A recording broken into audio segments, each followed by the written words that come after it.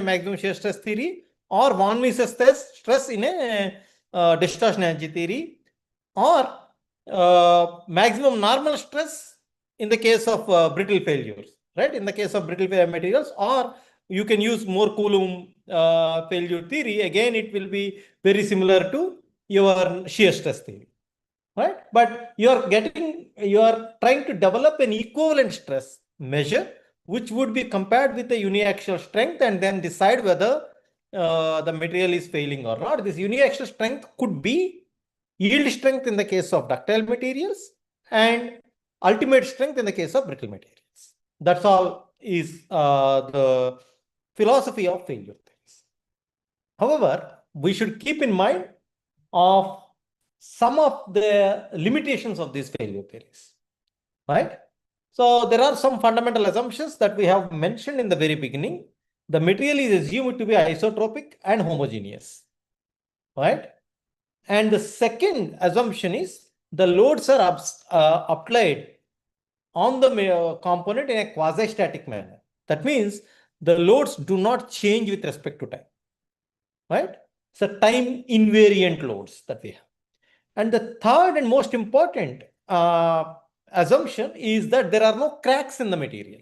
If the cracks are there, the physics of failure is going to be completely different, which we will study in the module called fracture mechanics. But as of today, we assume that there are no cracks in the material.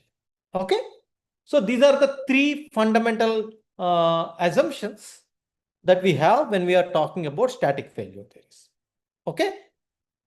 Now, so far when we have studied or when we have looked at static failure theories, we actually did not pay attention to one specific scenario wherein all the three assumptions that we have mentioned before are respected, but there is one variation. That is what we call geometric discontinuity.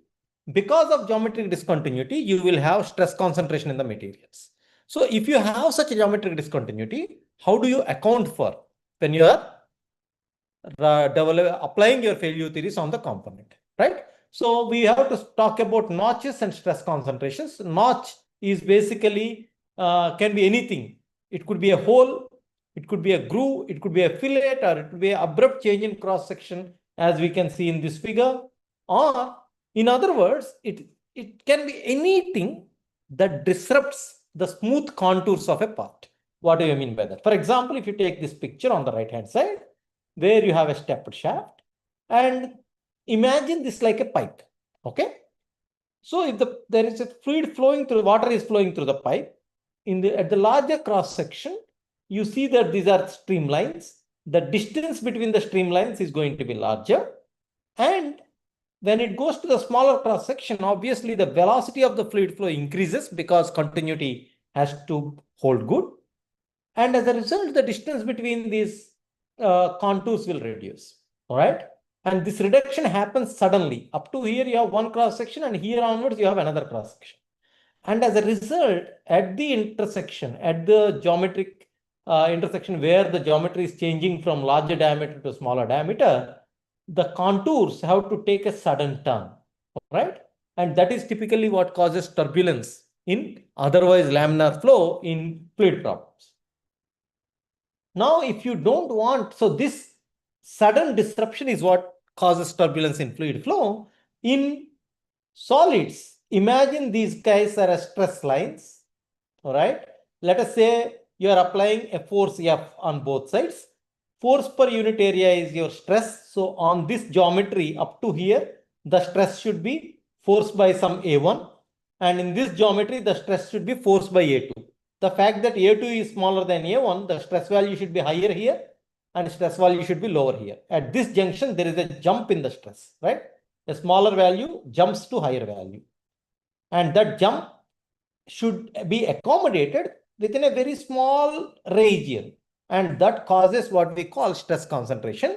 So although the stress is supposed to be here, a value say 2 times more than this, but because of the sudden change, there can be higher stress than what is expected.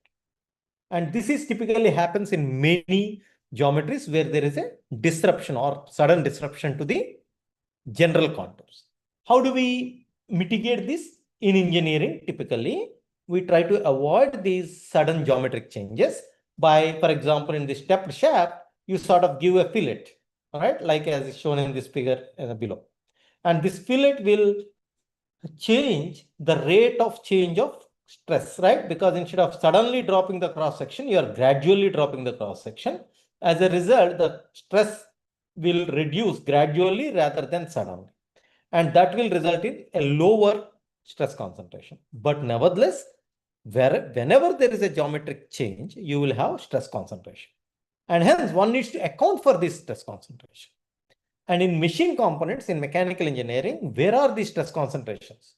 For example, you have fasteners are part and parcel of all mechanical engineering components. And in order to fix the fasteners, you will create a hole, right? Through which a bolt goes in. And then that hole can be a source of stress concentration. Similarly, a shaft and a hub. When you attach hub to the shaft, there will be a key that goes through the shaft and hub. And that keyhole in the shaft as well as in the hub can be a source of stress concentration. O-rings and grooves. So the stress concentration features that give stress concentration in components are there everywhere in every mechanical engineering component. There is absolutely not a single mechanical assembly that will not have a stress concentration. And hence, we need to be really careful when you are designing components by assuming the far field stress to be something and then you design based on that, because you need to account for whenever there is a stress concentration. Okay.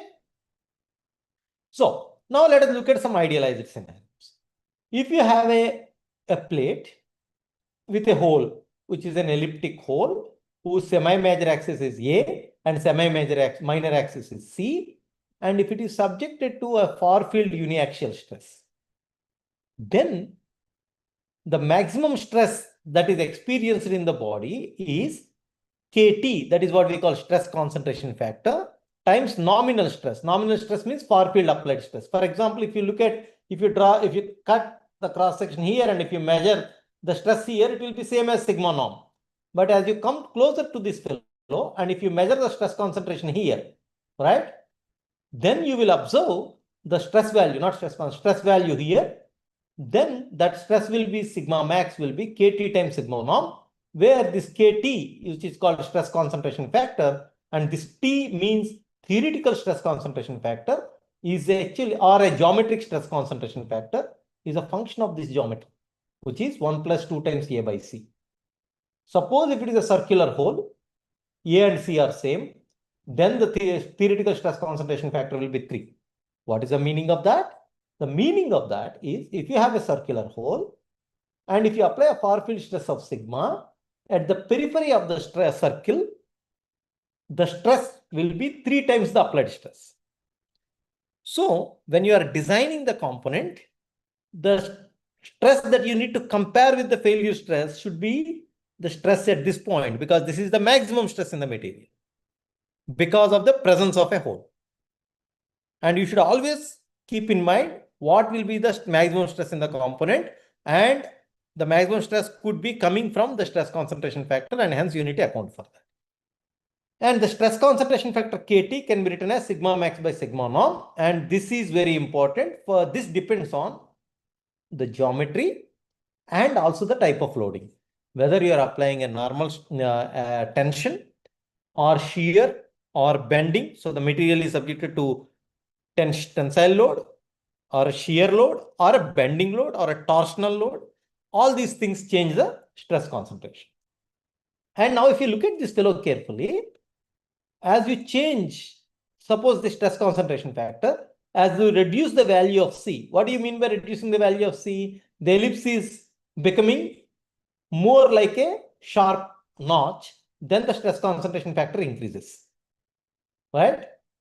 So if the stress concentration, so as C tends to 0, Kt tends to infinity. And that's a dangerous scenario. That means the severity of the geometry is defined by this A by C ratio in this case. Okay.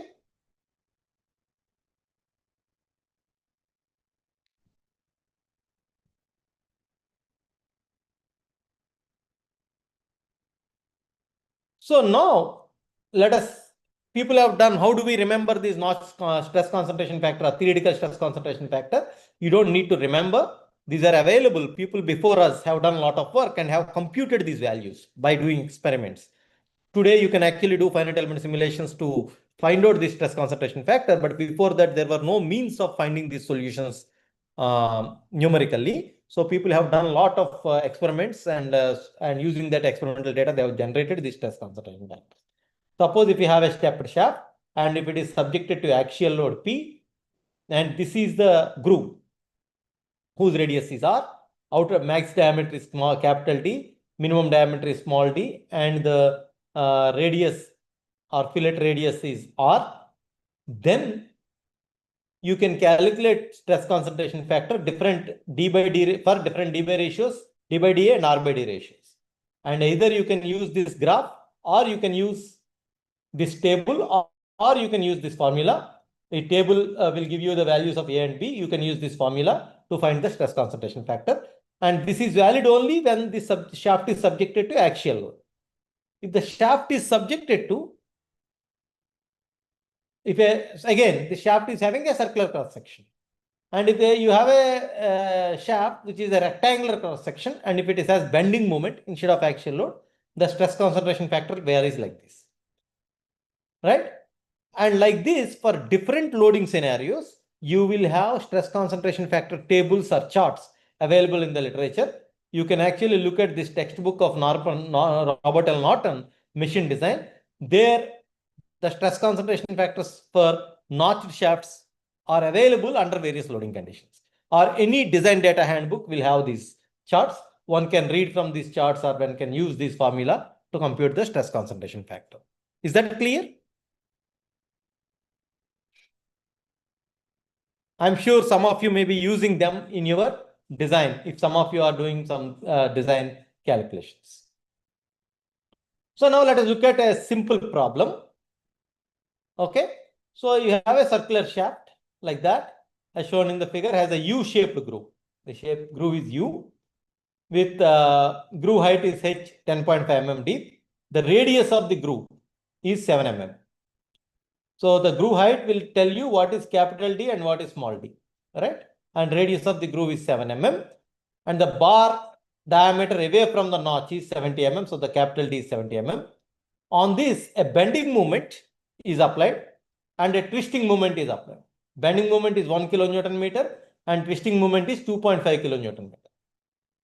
Suppose if the bar does not have this one, this will be uniform cross section, and that will be of capital diameter D, right? Now find the maximum shear stress and von Mises stress of the experienced by this shaft, where it will happen. And if the ultimate uniaxial yield strength is 180 MPa, according to which criterion does it fail, right? That is our question. The data charts for a circular shaft, because the cross section is circular, when it is subjected to bending moment, the stress concentration factor should be calculated like that.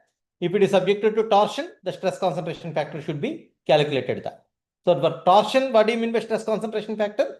Maximum shear stress by nominal shear stress. For bending, maximum normal stress by nominal normal stress. You have to be very careful in computing, in understanding what do we mean by stress concentration factor in torsion and in bending. So although it is used the same symbol here, but you should understand that in this scenario, it is under bending. In this scenario, it is under torsion. Okay. So now you need to compute KT under bending and KT under torsion. Can you please note down this data, and I would like you to solve this problem.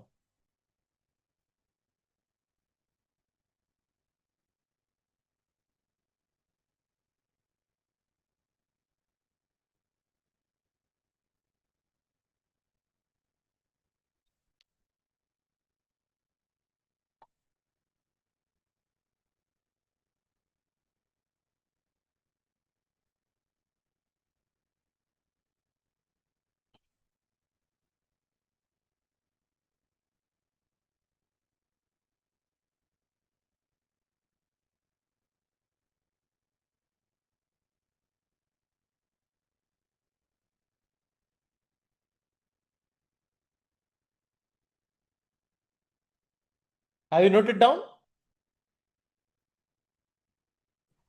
Noting, sir. Just 2 minutes. Draw the figure and note down the values.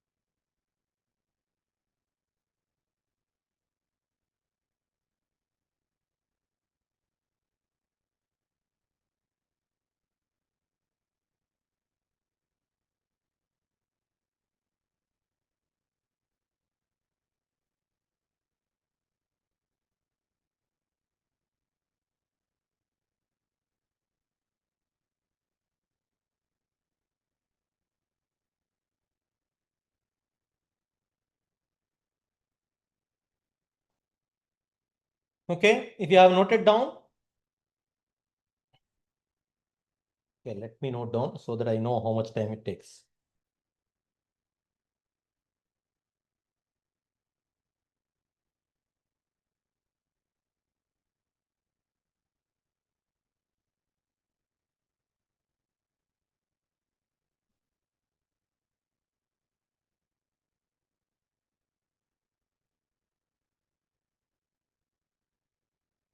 Yes, sir. We noted.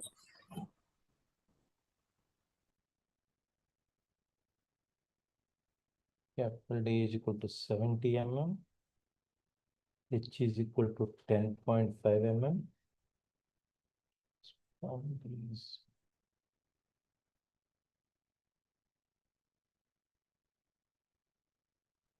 And R is equal to 7 mm. Bending moment is 1 kilonewton meter. And twisting moment is 2.5 kilonewton. I have noted down, and sigma y is 180 MPa. So I'm able to write everything. So now you should be, now you need to compute. So first of all, we have to calculate bending moment will create what kind of stress?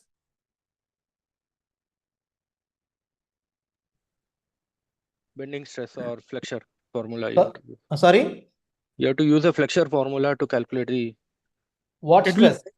bending like tension stress. and compression, basically both. Normal No, stresses. will it be normal stress or shear stress? Normal stress. So stress. sigma is equal to my. Nominal bending stress is m times y by I.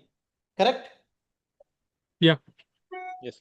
So imagine this is only a shaft of D 70 mm. Correct?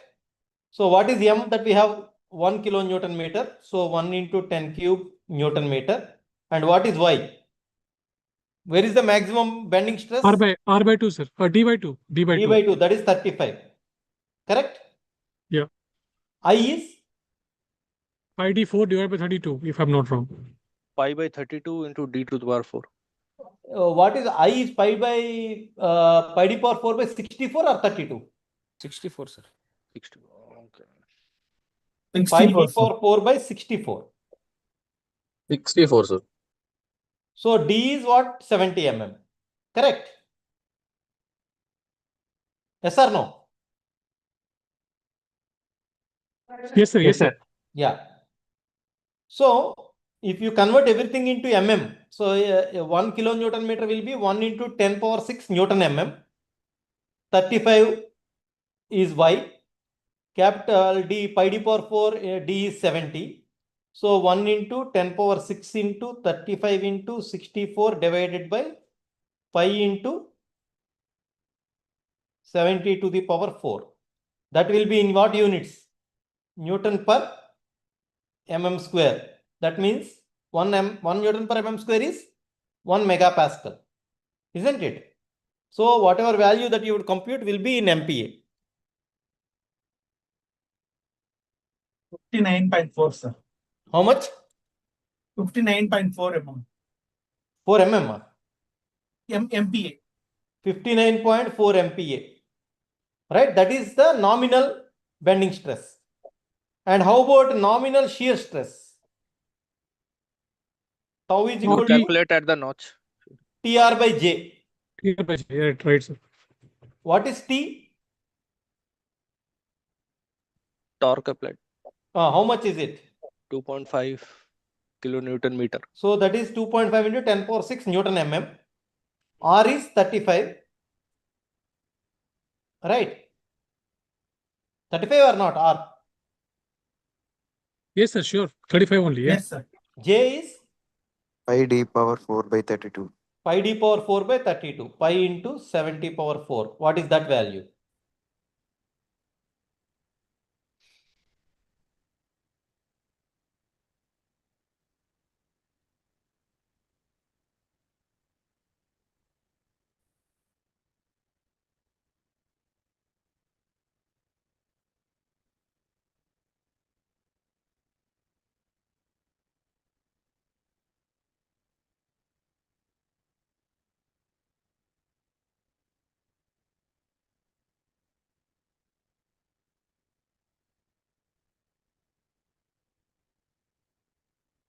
I would expect everyone to do this because I'm reading it out. I am writing it on my iPad, but I'm not showing the iPad because I want you to do it on your own so that the numbers are matching.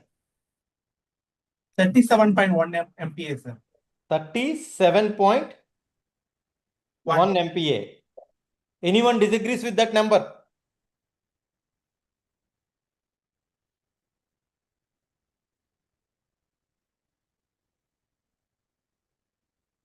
So nominal bending stress is 59.4 MPa.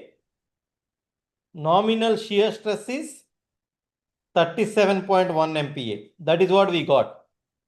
Anyone has questions on how we got it?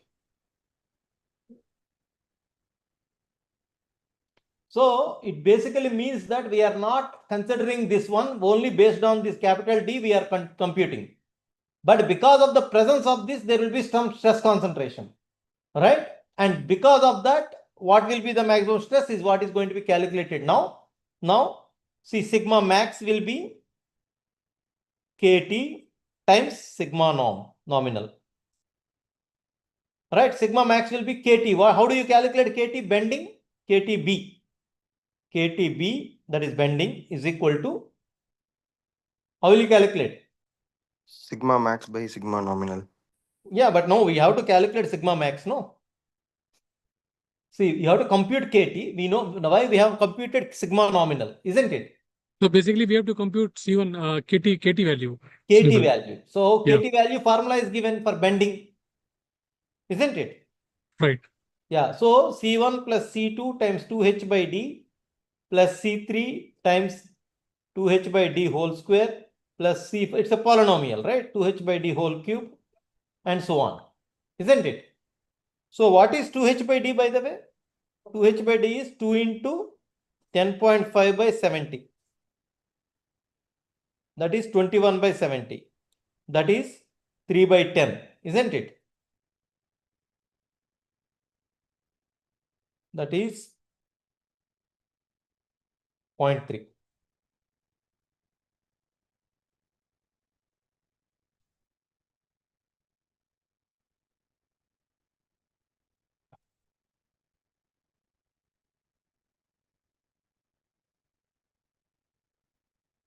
So 2H by D is 0.3 or not?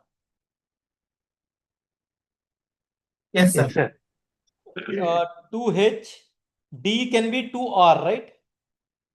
So 2 gets cancelled. That is nothing but H by R. Yes or no? H by capital R. Capital R is the radius. So H by capital R is how much?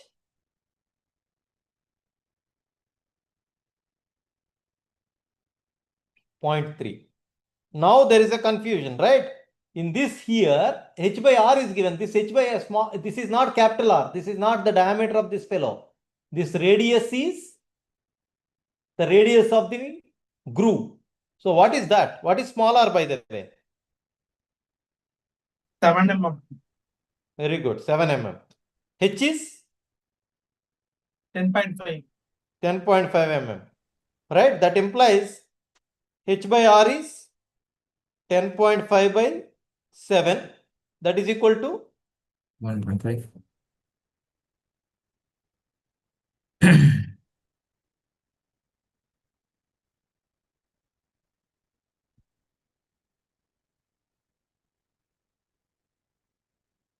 how much? 1.5. 1.5.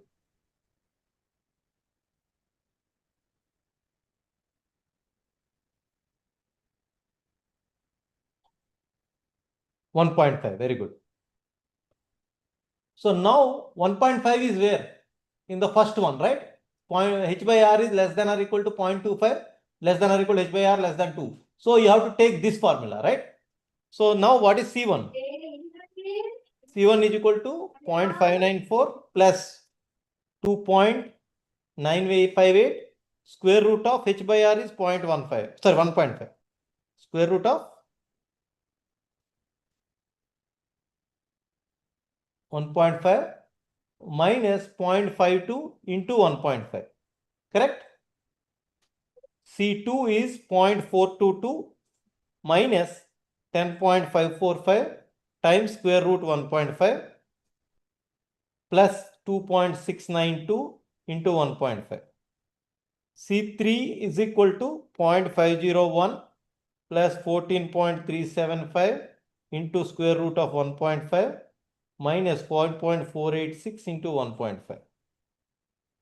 C4 is equal to minus 0.63613 minus 6.573 root 1.5 plus 2.177 times 1.5. So that should give you values for C1, C2, C3, C4. Please tell me what they are.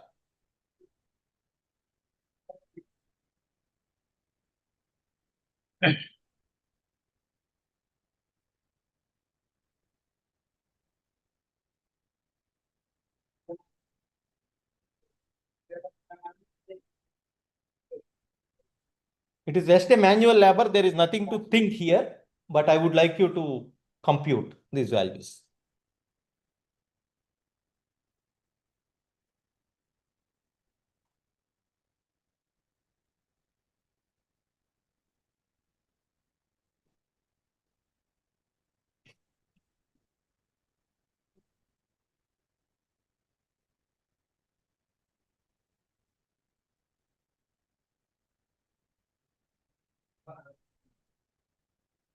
Sir, I am getting C1 3.436, 3.43. 436, and C2 minus 8.455, Minus 8.455. C3 11.377, 11.377. C4 minus 5.3978. 397. Okay. So now KT bending will be 3.43 plus, or rather minus 8.455 into 2H by D is 0.3, right? Plus 11.377 into 0.3 square plus, or actually minus 5.397 into 0.3 cube. So what would that be?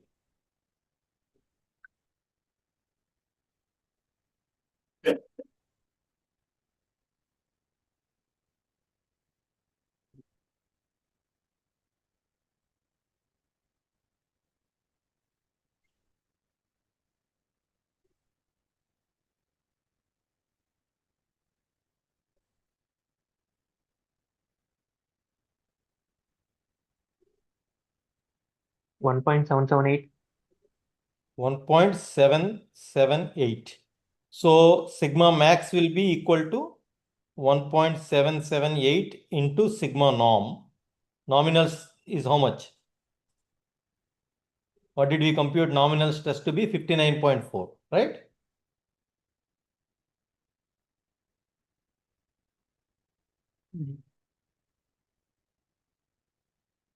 Yes, sir. Yes, sir.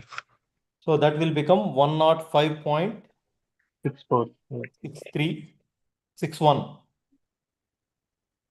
64, sir. I am getting 60. 1.778 into 59.4.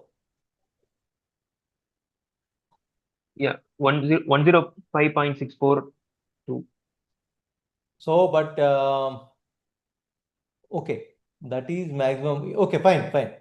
So 1.78 is 1.778 can be rounded off to 1.78. Okay. Similarly, if you calculate in the torsion, shear stress, that is 1.41. Okay. So that means maximum normal stress sigma experienced by this fellow is 105.64 is what you are saying. And the shear stress is equal to 1.41 times 37.1, right? Across वो है What is that value? वो basically एक reassign करके लेना है. That is about 52.3 MPa, right? Maximum shear stress. Right, sir. 52.31. Yes. This is actually the shear. It should not be called maximum shear stress, but this is the shear stress that is experienced because of the local stress concentration. Now, if you have this state of stress, this is a 2D state of stress or 3D state of stress? Yes, 2D, sir. 2D state of stress. If you construct the stress tensor, that will be, how does it look like? 105.64, 52.3, 52.3 and 0. Because you only have sigma xx, you don't have sigma yy. Because there is no bending in the other direction. If you have bending in the other direction, you may have sigma yy. But right now you don't have sigma yy. Correct? Yes, sir. Yeah, so now if you have that stress state, you need to compute. You draw the Moore circle for this scenario, or you find the sigma 1, sigma 2, or you know the formula for von Mises stress, right? Using sigma xx, sigma yy, sigma xy. We have done that before. Yes, sir. For this thing, like Moore circle, sigma 1, sigma 2 will be equal to sigma 1, sigma x plus sigma y divided by 2 plus minus under root sigma x minus sigma y whole square. Yeah, agreed. So I want you to use that formula. X, y square. I want you Right. to use that formula to compute. So this is the formula, right?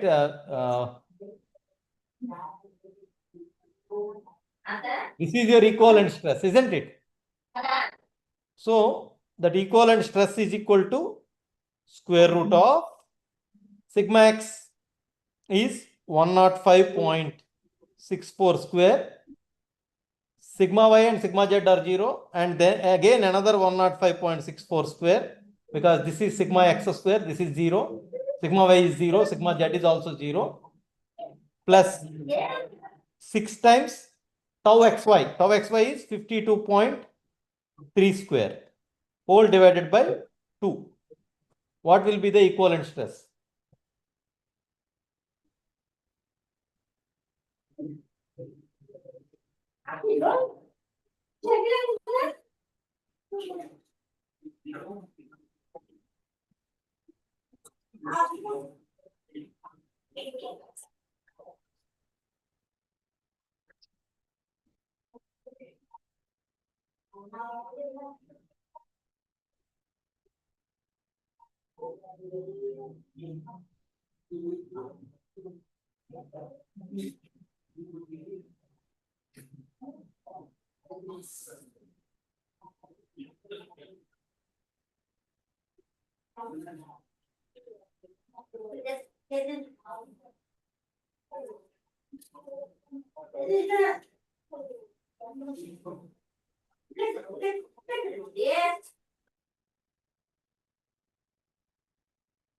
Yeah.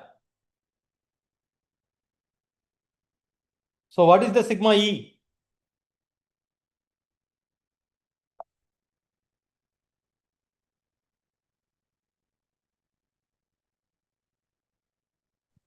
One 39.048. 1? 139. 39.0483. 0.048. So 139 MPa if you take. But what is that we have said in our calculation? So this is sigma.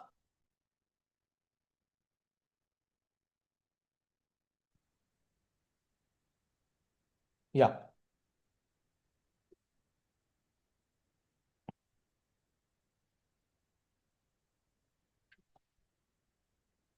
There must have been something wrong if the values are different. So you have to go back and verify.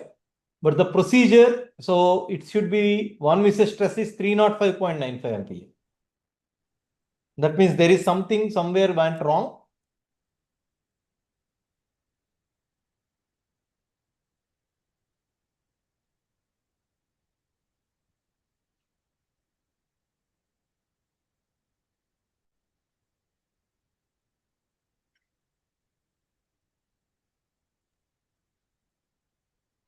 How much, why this much of a difference? 1 Mrs. stress and maximum shear stress should not have this much of difference. Maybe this number is wrong. Sir, have we taken this value wrong? I think so. I value pi d 4 divided by 64, Hmm. pi d 4 divided by 32. That is Because correct. that is correct, no, sir? Yeah. Because Then you can the- also see the formula here, right? Yeah. So 32 is sigma nominal is 32 m by pi d cube because my will have d by 2. The 2 and 64 gets cancelled. Right? so basically, sir, what we have done. Okay, fine. Okay. Then, sir, the value that we have computed is right. Actually, this Yeah, maybe this value may be wrong. is wrong, sir. But Actually, yeah. Sir, the formula should have 3 tau x square the whole square, sir. no, whole divided by 2 is there, no? Okay, sir, I'm getting 149.8 as the 1 Mrs. stress. Actually, equivalent stress. 149. Yeah. 1 Mrs. stress is coming out to be less than Less than the yield strength, actually. shear yield strength. Than the yield strength. And what is the Yeah. maximum shear stress? Let us try to find out. Yeah, that's fine. My numbers could be wrong. Don't worry about it. Or our calculation of C1, C2, C3, the numerically they may be wrong. That's okay. But you got, yeah, that may be correct. 1.78 and 1.41. Now, this is maximum shear stress. That means you have to compute, your sigma nominal. And from there, let me compute what are the sigma 1 and sigma 3. Okay. Are you sure of your computation of nominal stress? Yeah, tau is basically 37.1 MPa, sir. That is for sure. Actually, 2.5 into 10 to the power 6 multiplied by Okay. 35 M divided by is pi. this. Yeah. And D is 70. M is 1 Newton mm. D is 70, right? Right, sir. So, if you look at this formula, so sigma nominal should be equal to 32 times M divided by okay. Now the mistake is, are you able to see the mistake where we made the mistake? So sigma nominal. No. In I the think calculation, if you look at the D4. formula, Yeah. where did we do the mistake? Please find out. I think D4 we have divided. So that's the. No. Yeah. It should be Small d here. calculated based on the smaller diameter Okay. because it's a small d, right? Not on the larger diameter. Sigma nominal is to be calculated for this formula. He has given clearly, which we have not paid attention to. It should be calculated based on the smaller diameter. What is Right. smaller diameter? D minus 2H. D minus 2H. H is 10.5. So 49 mm. 49. So small d is equal to capital D minus 2H. No. Right? And then your nominal stress will be 32 M divided by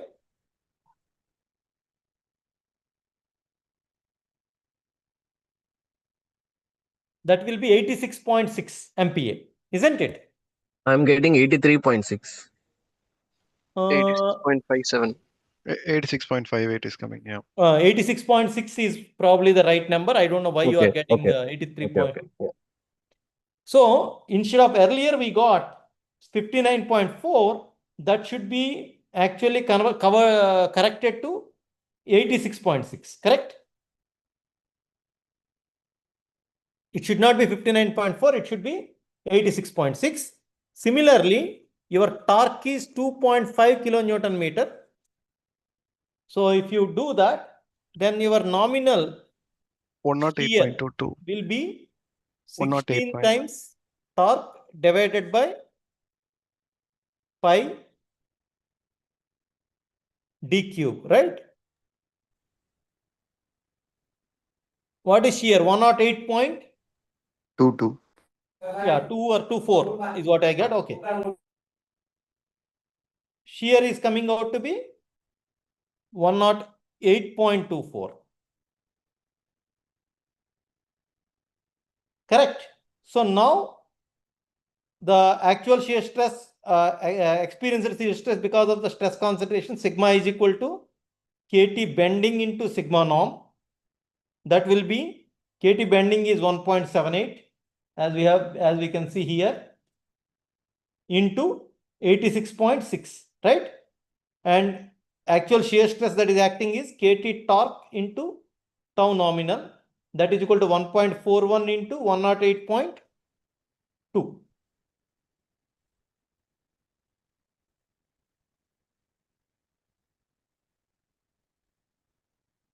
Yeah.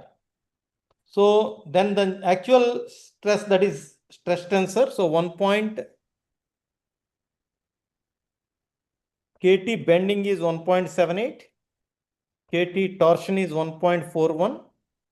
So sigma will be KT bending times nominal sigma. That is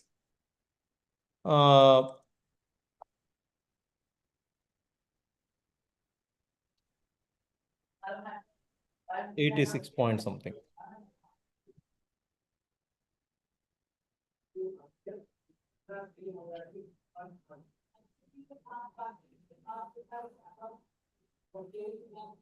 Then that will be 154.14 and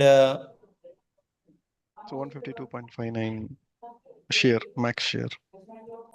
yeah, let us not call it as max shear because Yeah. of course it is max shear, but we have to multiply with Considering this cross section. yeah.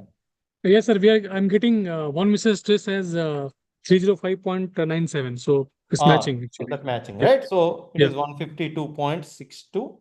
So if you do that, then von Mises stress is coming as 305 point something. Correct? That makes sense. Yes. And what is the maximum shear stress? How do you calculate maximum shear stress? The radius of the Mohr circle. Yes, you draw the Mohr circle and then radius will be 171 MPa and both of them. So von Mises stress is clearly greater than yield strength. That means the material fails, isn't it? The material is failing or not? Right, sir. It's filling. Okay. Now. And sir, one thing I want to ask you over here that Yeah. you have suggested us to use the von Mises stress because it gives us the practical and conservative way of calculating stress because it is. No, it is not conservative. Maximum shear stress theory is more conservative. Sorry, what I mean to say is factor of safety optimized for the cost. If you go for stress theory, it will be bulky design in that way, and Exactly, we'll lose the cost actually that way. Correct. But for exam purpose, suppose if you forget this formula and use this shear stress theory and calculate, will that be fetching mark? In the exam, I will ask, if I don't ask which theory to be used, then you can choose whatever you want. No, you can always blame me saying that you did not tell us which theory to be used. But if I specifically say which theory to be used, you have to use that theory. Noted. Yeah. Noted, Fair sir. enough? Thank you. Yeah.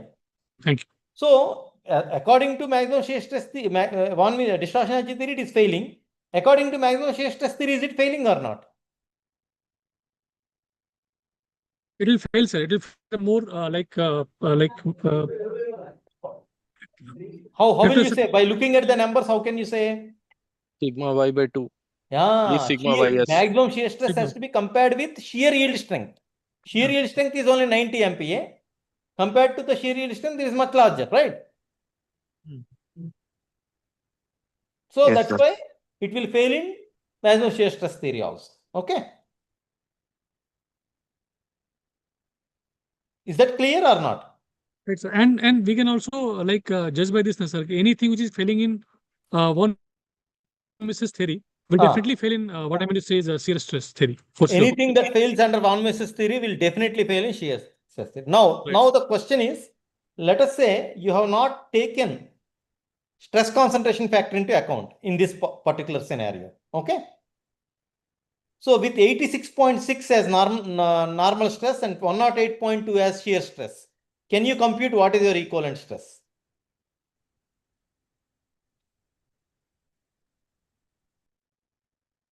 Sir, 1 second, please. I'm sorry, could not hear you. See, we have now calculated your equivalent stress after multiplying the nominal stress with the respective stress concentration factors, correct? Right. Now, if you don't consider the stress concentration factor, you forgot to consider the stress concentration factor. Okay. Then you would compute the equivalent stress using 86.6 as the normal stress and 108.2 as the shear stress, isn't it? Right.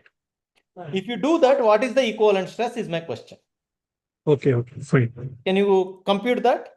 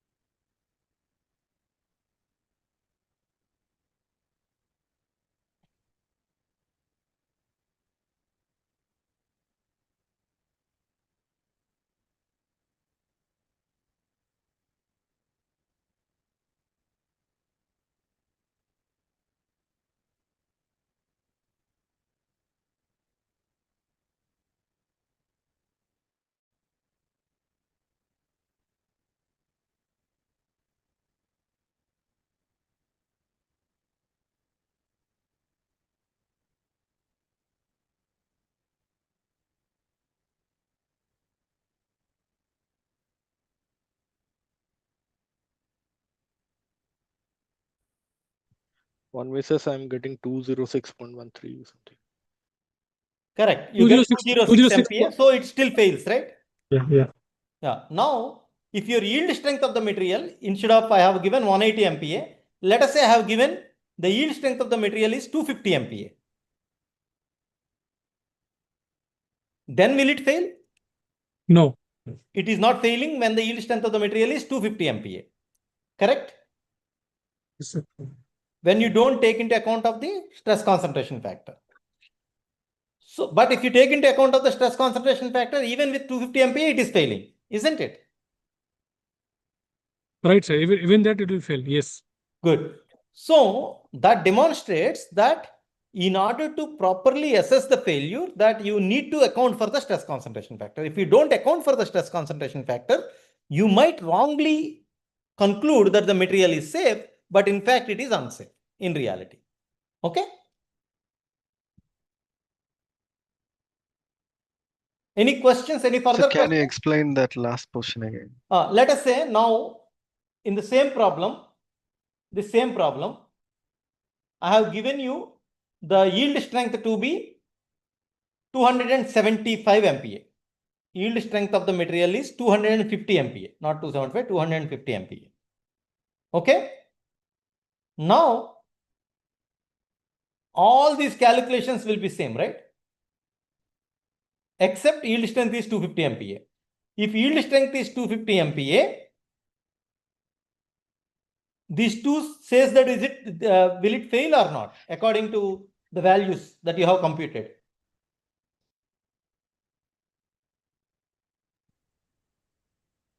How did we decide that the material is failing? Because we said the von Mises stress is larger than the yield strength of the material. Instead of 180, if I said it is 250, right?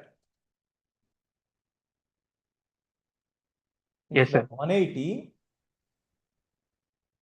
he said it is 250.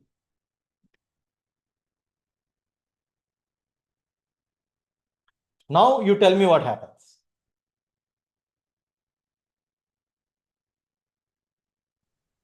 It fails in von Mises Ah, and also in the maximum shear stress. it will fail. Now what I'm saying is, in calculating these two values, you have incorporated the stress concentration factors. For some reason, you forgot to incorporate the stress concentration factor. If you forgot to incorporate the stress concentration factor, the equivalent stress that you would calculate is based on the nominal stresses that you have computed, isn't it? Yes. So So the nominal stress was 86.6 and 108.2. If you compute using the nominal stress values of 86.6 and 108.2, your equivalent stress is coming out to be 206 MPa. So then if you don't consider the von Mises stress, this value is coming out to be 206. Now this value is less than this value, isn't it? This Yes. 206. This 206 is less than this yield strength of the material. Then what will you say? The material is safe or unsafe? it's safe. It's Safe. safe. You are concluding that the material is safe because you have wrongly forgot to account for the stress concentration factors. So that is the importance of stress concentration factor. If you don't include the stress concentration factor, you might end up concluding that the material is safe. In reality, when you account the stress concentration factor, the stress is not 206, it is 305, 306, and which is larger than the yield strength of the material. And hence you would have concluded that it will fail. But since you forgot to account for stress concentration factor, then you are concluding wrongly that the material is safe. And hence one needs to always be very careful when there are stress concentrations to account for them accurately. Okay? That's what I meant to say. Sir, one small doubt. Yeah. If we go to the question actually, Hmm. like if I calculate the far field stress, like based on the capital D, Hmm.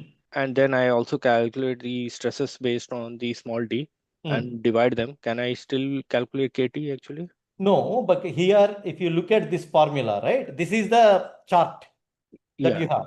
Yes. In this chart, the nominal stress should be calculated based on the smaller diameter. That is what is given. And KT is calculated using this formula, right? Yeah. Yes. And hence you have to do it only this way. Initially, we have done this with larger diameter and found that the material is safe, isn't it? Yeah. Yeah. I mean, what I was trying to understand is, let's say if I don't have a for a material which I don't have this equation C1 plus C2 by 2H, and then is it possible to calculate the KT indirectly, like calculating the stresses from the far field and stresses? No, KT is a geometric factor, so you should Okay. know only based on the geometry you can calculate. Okay. Got it, sir. Got it. Okay. Thank you. Thank you. Yeah.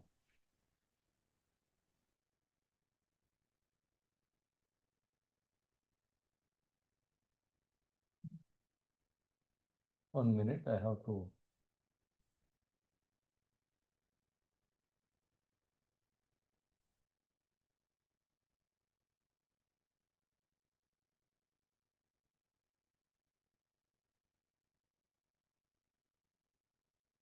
Ah.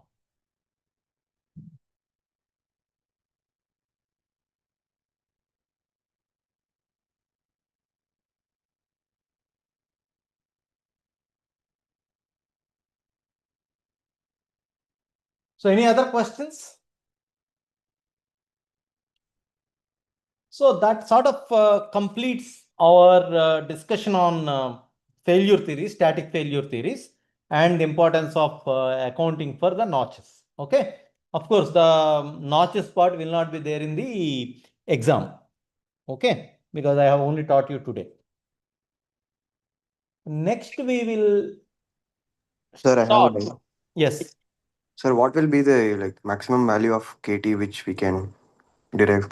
Because I've heard that it won't cross more than No, it's 2 or not 3. like that. It depends on the geometry. It simply depends on the geometry. If you have very sharp this thing, then it may be larger. See, for example, let me see.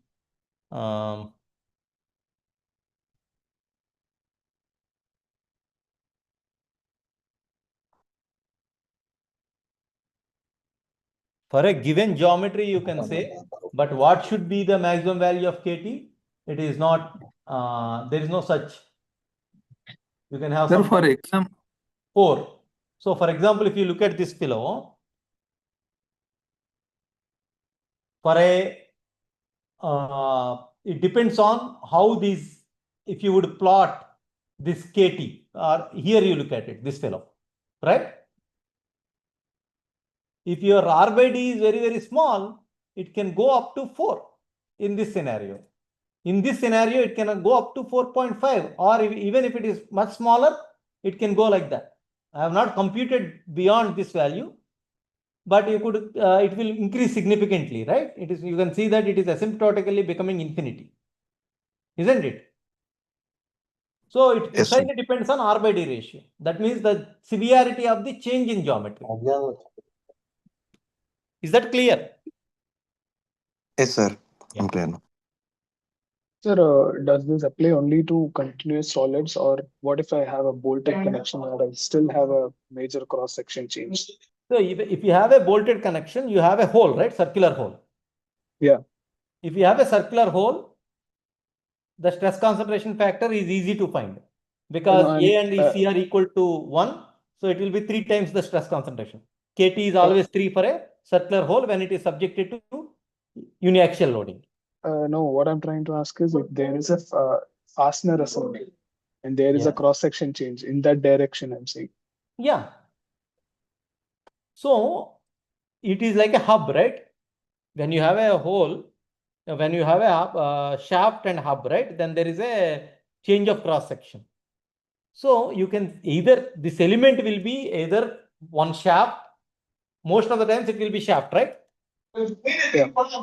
So there will be a change of cross section. Depending upon the change of cross section, you will say, so you may have a, what you call a flange here, for example. And there is another flange and there is a bolt that is connecting, right?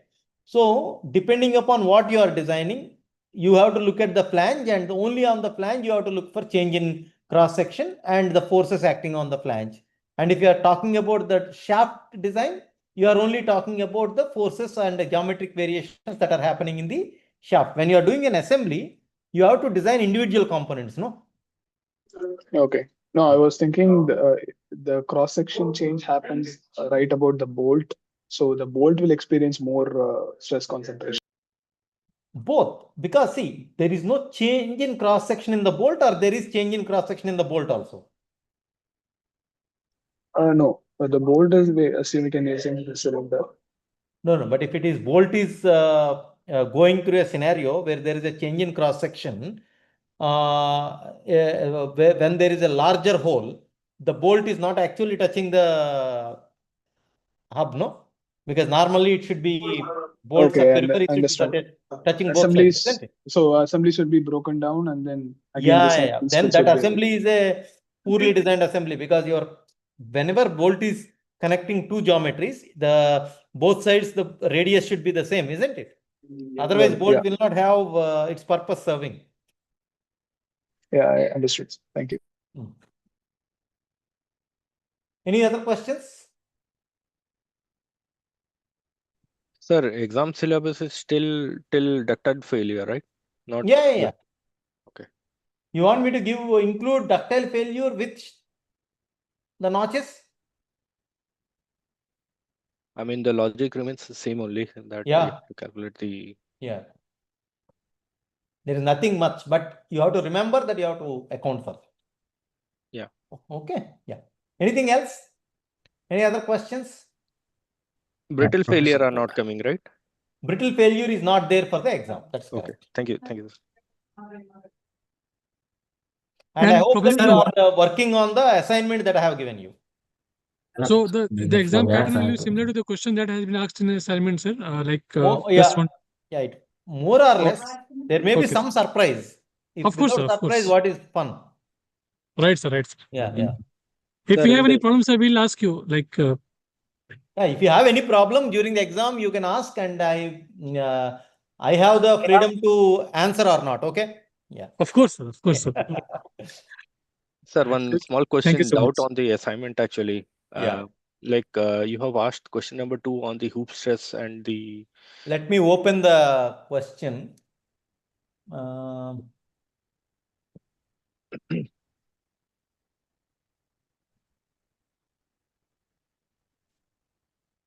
assignment 2, right? yes, sir.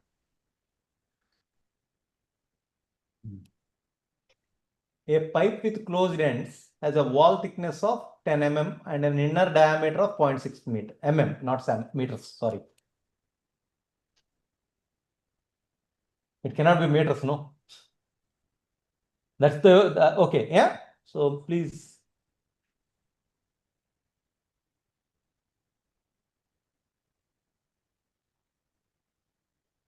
Okay. It is filled with a gas at 20 MPa pressure and is subjected to a torque about its long axis of 1200 kilonewton meter. Okay. What is the question now? I mean, here, I mean, for a, is it Oh, no, that you sorry, have sorry. to, It is correct. It is not millimeters, 0.6 meters only. Because its inner diameter, wall thickness is 10 mm. That's correct. Sorry. Wall thickness is 10 mm, diameter is 0.6 meters. That's correct. Yeah. Now what is the question? So tell again. Say again. I mean, here, sir, we have to calculate the hoop stress and the longitudinal stress, right? Exactly. Based on the formula. Yes. Uh, PR by 2T and PR by 4T, the formulas are there, no?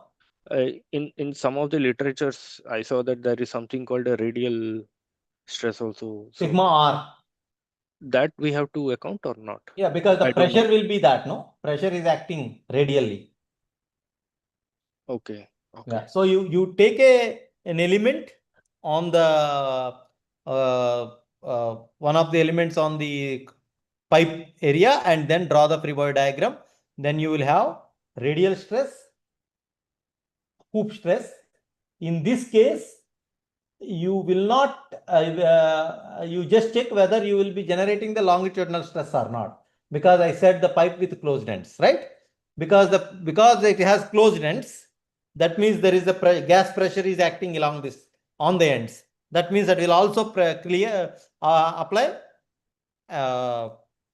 longitudinal stress, isn't it? Yeah. If it is not closed ends, then it will not be there. Because I said it is closed ends, it will be there, longitudinal stress. It could be a full three-dimensional state of loading. Okay. Sir, and the radial stress can we ignore also? It is a small, right? Actually, comparatively, and also thin wall. Yeah, you can make an engineering judgment and show that it is small. It is not because it is thin wall.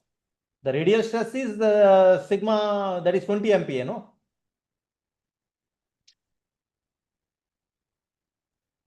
P is sigma, R is P, isn't it? Sir, even though it Yes, is sir. a 3D state of stress, I'm unable to visualize the, I mean, like, how do I correlate to a 3D state of a small infant, small So you start working in polar coordinates rather than XYZ coordinates.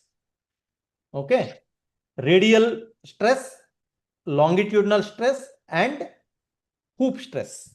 These are the three components that you are talking about. Sigma R, sigma theta, and sigma L. Yes. Okay, or sigma Z. The moment you start working on cylindrical polar coordinates, that becomes easy. Okay. Okay. But Sir, I and did what not about talk that about all those things because these are something that you would have learned already. Yeah. Sir, there is in question number 3, there is octahedral plane, right, sir? Yeah. Octahedral plane, So, yes. how do we compute the stress on that, sir? This is something that I would not have spoken in the class, but I would expect you to read the books and then find out. Okay, sir. Yeah. That's why I give And- assignments, so that the assignments will also an opportunity for you to learn something that is not explicitly discussed in the class, but it is connected. Sir, and Professor, one more thing in the sorry. question. Yeah. Go ahead, question. No, please. You finish. Yeah, Anuj, in- then- Yeah. no In problem. the question number 4, actually, the failure theory is not explicitly mentioned. Actually, we can assume any of the ones, sir. Actually, in that case, Yeah, and you proceed, can right? assume anything, but for your understanding, you want to understand this, right? So you can write the failure factor of safety against yielding. If I use maximum shear stress theory is this much and distortion energy theory is this much. So it's also for you to get some confidence and some experience, right? I have not mentioned in the Okay. exam, you can choose whatever you want. For the assignment, I would appreciate if you do with both the theories and find out.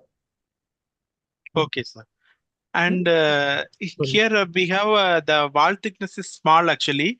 Mhm. In that case, can we consider, like, for example, the area and all 2 pi r into t? We can Yes. use that equation Yeah, also, yeah. no, sir. Yeah. Because That's how you should do. this one will be like outer diameter pi d power 4 by 4 outer minus inner diameter area minus, no, sir. Actually, exact. No, you If it is compute exact area. only whatever is relevant. What I'm Because- saying, if you come, yeah. See, if you take 2 pi r times t, it will be same, right? That cross-sectional area. There'll be He small said- difference will be there, sir. Yeah, Yeah, a small difference may be there because you are what you call developing the surface. Yeah. Yeah. 2 pi rt is more appropriate to take. Yeah. Can I make Also, R as J the also we mean? can consider. Yes, you can also compute accordingly J. Yeah. Someone else was Yeah. asking. Sir, I want to ask you one question, sir. I'm sorry. You have to open your iPad, sir. I'm sorry because I have to open my iPad. So you right, don't sir. need to be sorry. You can ask, no problem. Let me open my iPad. So basically, my question is like related to stress tensor, sir. So no, we have to go to the like, sir, phrase page. Fresh page I have to go. Okay. You will Yeah, ask me something that I have to write. Okay. Yes, sir. So basically, sir, you have taught us in the past that suppose we have a stress tensor like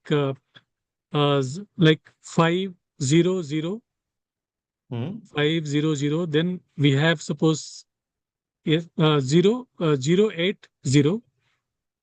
Oh, okay. or 50150. You can say like that, sir. I'm sorry. 500. So So 500 you are seeing my screen, right? Yeah, 080, then 010, suppose 010. Okay. 0 Hmm. 0010, sorry, 0010, I'm sorry, 0010. Hmm. Okay. And suppose we have a tensor like which is 30, 35, something like that, 30, 35, like 40, like all the values are available, say, in that way. Yeah. So we can write any arbitrary values of whatever we feel is to be.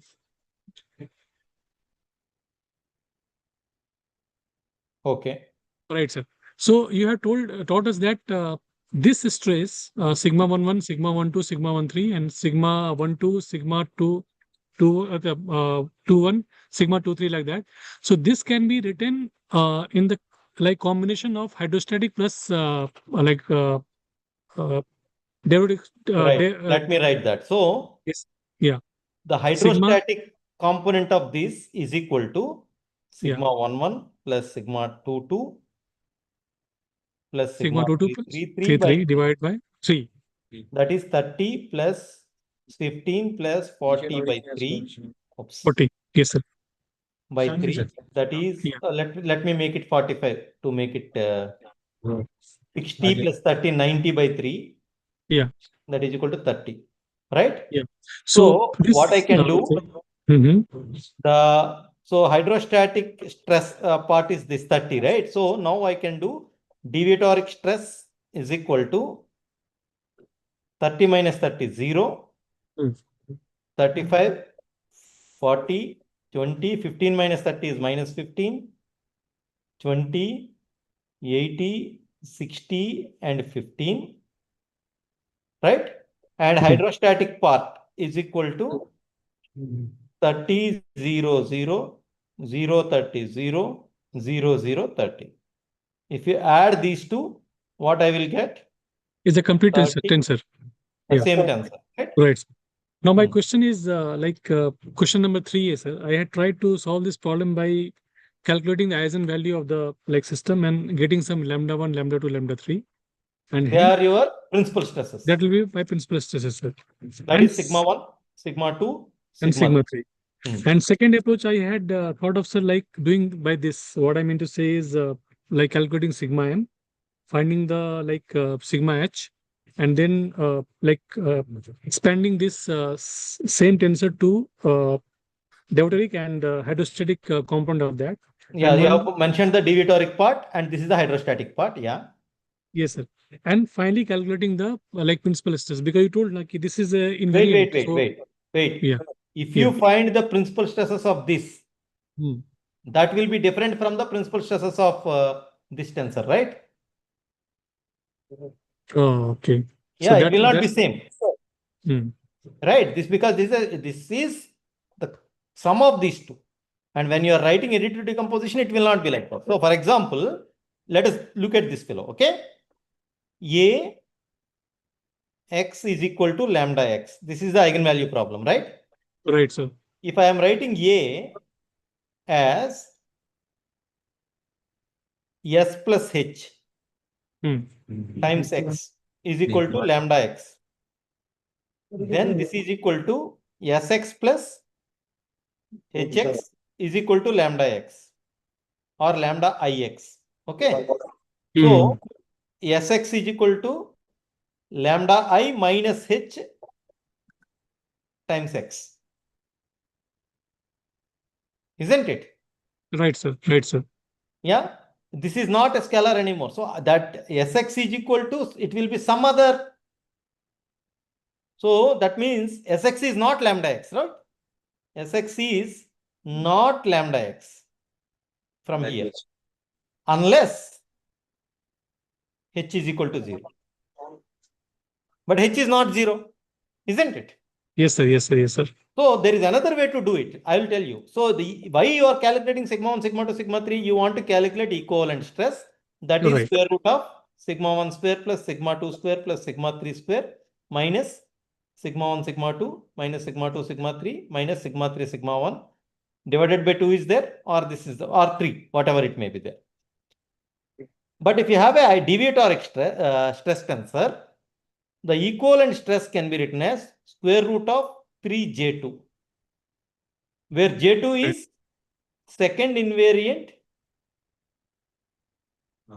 of deviatoric Yep. stress tensor. Yes, What sir. is J2?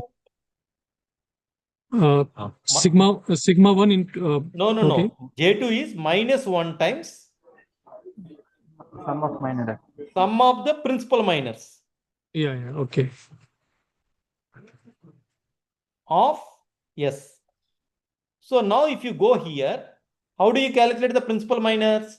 For principal minor of this guy will be minus 225 minus 1200. 120.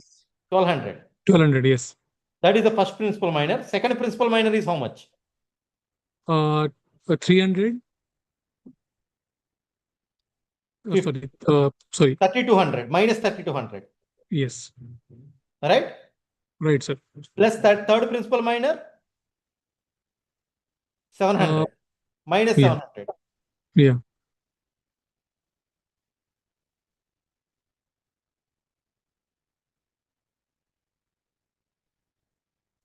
Right? So that will be whatever may be that value minus 1 of that and multiplied by 3 and put under root, that will give you equivalent stress. So sometimes this may be much easier, right? because you don't remember any formula. Do you need to Yes, remember any formula here? Nothing. no, If you know no. the stress tensor, you can always find S. Once you know the S, you can always compute J2. The only formula that you need to remember is this. This is a simple formula to remember. But it will give me equivalent stress. I will not be able to compute sigma 1, sigma 2, sigma 3 in that. It need not be. If your objective is to find the equivalent stress, you need not worry, right? Sure, sure, sir, sure. Yeah. Sir, thank you, sir. It's amazing. Thank you. Yeah. Okay. Anything else? Any other questions? So somehow you guys have conspired that I should not start the next module, fracture mechanics. Yeah. Okay. Anyway, so we'll start fracture mechanics in tomorrow's class. Okay. Any other, unless there are further questions.